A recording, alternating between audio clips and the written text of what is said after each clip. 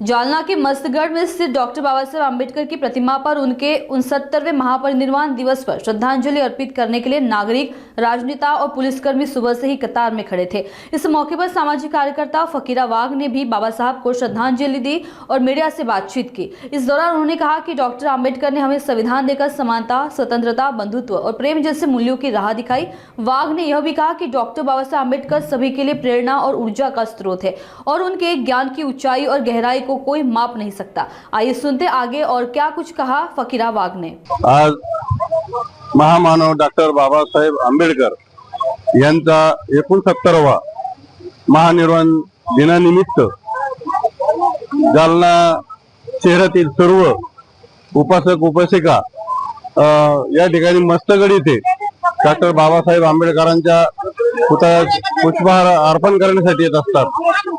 Doctor Babasaheb Ambedkar म्हणजे या देशातील सर्व नागरिकाचं प्रेरणास्थान आहे, ऊर्जास्थान आहे आणि बौद्ध समाज आहे।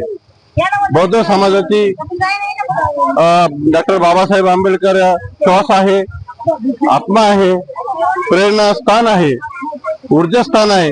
म्हणून डॉक्टर बाबासाहेब आंबेडकरांनी जी घटना लिहून सगळ्याला समता, स्वतंत्र एक घटना दिलेली आहे आणि या घटनेच्या माध्यमातून सर्वांना व्यक्ती स्वातंत्र्य मिळालेलं आहे।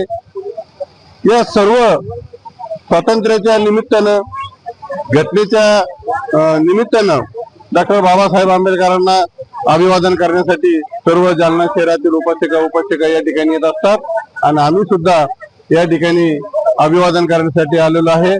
डॉक्टर बाबासाहेब आंबेडकरांची जी उंची आहे, बुद्धिमत्ताची जी उंची आहे, आज आपण पाहतो डॉक्टर बाबासाहेब आंबेडकरांनी लिहिलेली घटना, एक एक कलम, एक एक शब्द, आरक्षण असन, कोणत्या पक्षाला चिन्ह द्यायचं असन, एक उच्चस्तरीय अनेक जे न्यायाधीश, वकील एका कलमावर 50-50, 100-100 लोकांची समिती नेमली जाते।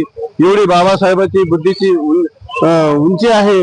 जसं लोक सांगतात आकाशाची उंची आणि समुद्राची खोली कोणी मोजू शकत नाही, तशी डॉक्टर बाबासाहेब आंबेडकरांची बुद्धिमत्ताची चाचणी कोणी मोजू शकत नाही।